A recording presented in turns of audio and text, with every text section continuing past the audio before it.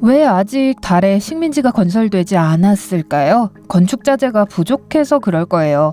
거긴 건축자재를 파는 곳이 없으니까요. 유일한 방법은 지구로부터 재료를 실어 나르는 것입니다.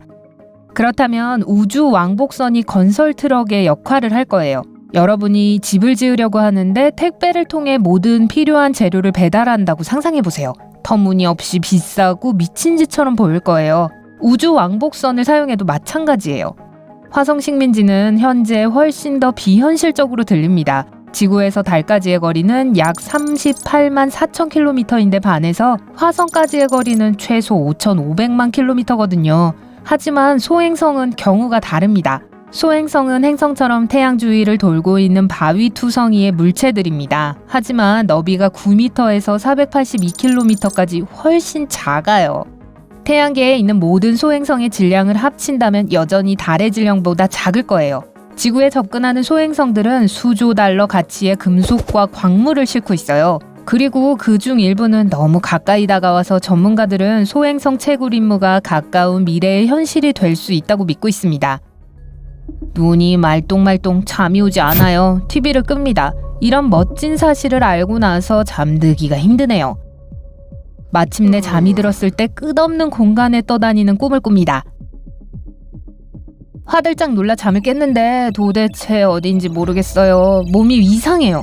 숨을 쉴 충분한 산소가 없어요. 눈을 뜨고 주위를 둘러봅니다. 여러분은 수면 캡슐 안에 있어요. 캡슐의 벽은 수많은 버튼들과 작은 스크린들로 덮여 있습니다. 잠시 이것저것 눌러본 후에 슬라이딩 패널 중 하나가 옆으로 열립니다. 수면 캡슐 안에서 기어 나옵니다. 창문도 없고 자연광도 없어서 지하에 있는 것 같아요. 수면 캡슐 수십 개가 벽에 줄지어 있습니다. 방에서 나가는 문은 금속으로 만들어져 있고 무겁고 움직이지 않을 것처럼 보여요. 그런데 벽 옆에 있는 버튼을 누르자 문이 소리도 없이 열립니다. 어두운 복도를 잠시 올라가다 보면 더 작은 방에 있다는 사실을 발견하게 됩니다. 심장이 쿵 내려앉습니다. 안에는 부피가 큰 우주복이 6개 정도 있습니다. 이게 무슨 뜻이죠? 여기는 우주? 맞아요. 그 방의 유일한 문을 열려고 해보지만 이전의 문보다 더 견고해 보입니다. 꼼짝도 하지 않아요. 한숨을 쉬고 우주복 중 하나를 꺼내봅니다.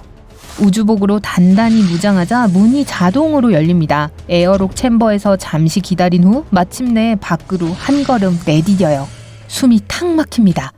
위를 올려다보면 아름다운 푸른 구가 보입니다. 빛이 나는 것 같아요. 그것이 지구라는 것을 깨닫고 깜짝 놀랍니다. 매우 가까이에 있어요. 여러분은 달 표면에 서 있는 건가요? 그런 것 같지 않아요. 이 우주체는 훨씬 작습니다. 그리고 표면은 달 표면처럼 보이지 않아요. 불규칙한 모양을 하고 있고 분화구도 많고 구멍이 많이 나 있습니다. 머리 위 표면 수킬로미터 위로 상당한 크기의 바위를 발견하게 됩니다. 그럼 소행성인가요?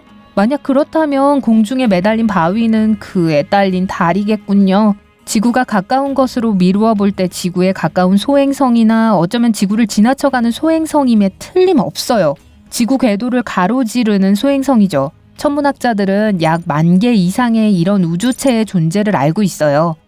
그중 거의 1,500개는 지구에 잠재적으로 위험한 것으로 여겨질 수 있습니다.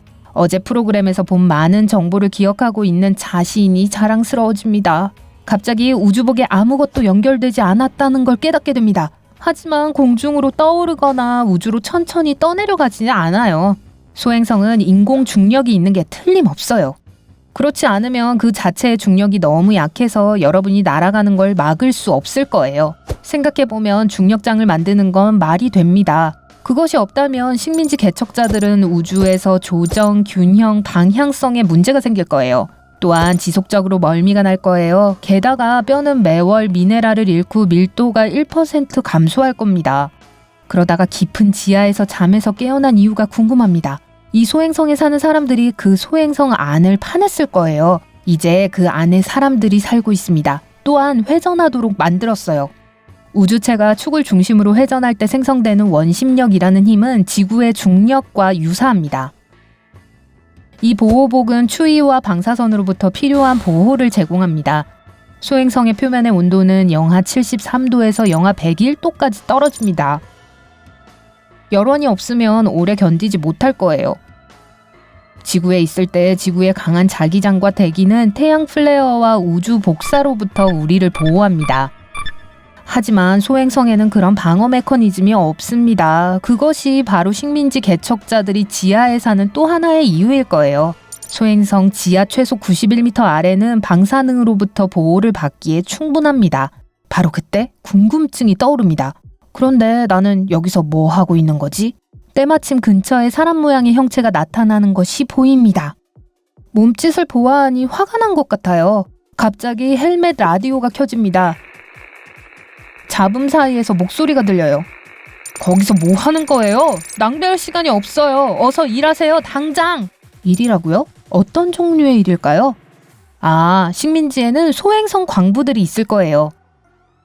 천문학자들은 소행성이 태양계가 형성된 후에 남은 물질일 수도 있다고 생각합니다. 아니면 행성 잔해일 수도 있고요. 행성이 우주에서 사고를 당하면 예를 들어 다른 천체와 충돌하면 종종 산산조각이 나곤 합니다. 소행성을 방문하지 않아도 과학자들은 소행성이 무엇으로 만들어졌는지 알 수 있어요. 특별한 기술을 사용해서요. 소행성의 표면에서 반사된 빛을 분석하는 건 소행성이 어떤 광물이나 금속으로 구성되어 있는지 알아내는 데 도움이 됩니다. 어떤 소행성은 철, 마그네슘, 니켈뿐만 아니라 산소, 물, 금, 그리고 플래티늄을 포함하고 있어요. 여러분이 서 있는 소행성은 물을 포함하고 있는 소행성 중 하나일 가능성이 높습니다. 물이 없다면 식민지는 살아남지 못할 거예요. 게다가 여기서 일하는 사람들이 이 물을 산소와 수소로 분해할 가능성이 높습니다. 모든 기계와 메커니즘을 작동하게 하는 연료를 그런 방식으로 생산합니다. 그리고 산소는 호흡에 사용됩니다. 예를 들어 목성과 화성 사이의 소행성대에 있는 모든 소행성을 채굴했다고 가정해 볼게요. 그러면 지구상의 모든 사람이 거의 100조 원씩 받게 될 거예요. 그 정도로 소행성에는 귀중한 물질들이 많이 있어요. 지름 1.6km 미만의 소행성은 무게가 약 20억 톤이 됩니다. 이 중량은 3천만 톤의 니켈, 100만 톤 이상의 코발트, 그리고 적어도 7,500톤의 플래티늄을 포함하고 있을 수 있어요. 그렇게 많은 플래티늄만으로도 수조 원이 될 거예요. 그리고 이제 얼마나 많은 소행성이 태양계를 가로질러 이동하는지 상상해보세요. 어쨌든 더 이상 지체할 수 없어요. 채굴하러 여기 온 거니까요. 화가 난 남자가 사라진 방향으로 이동하면서 세세한 부분에 신경이 쓰이네요. 눈에 들어온 이 기계는 태양열로 움직이는 것 같아요. 여기저기 바쁘게 움직이는 많은 로봇이 있습니다. 식민지 개척자들이 연료, 음식, 그리고 다른 공급품들을 줄일 수 있게 도와주는 거라고 추측합니다. 소행성의 광산은 지구의 광산과 비슷합니다.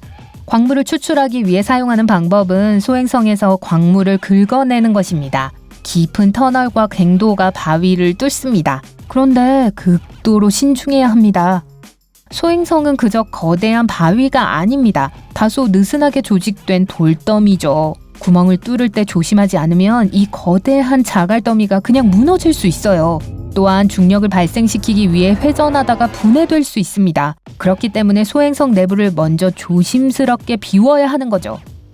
그리고 나서 회전이 구조에 너무 많은 스트레스를 주지 않도록 해야 합니다.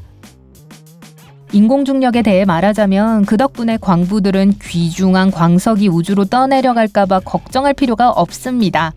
그렇지 않으면 광산에 커다란 막을 깔아서 귀한 광석을 수집하는 데 사용해야 할 거예요. 소행성의 자원이 고갈되면 식민지는 다음 소행성으로 옮겨질 거예요. 끝나지 않을 것 같은 하루 일과가 끝나고 지친 몸을 끌고 수면 캡슐로 향합니다. 지금 머릿속에 떠오르는 유일한 질문은 이게 꿈일까? 아니면 몇 달 동안 이 소행성에 갇혀 있어야 하는 걸까? 하는 거예요.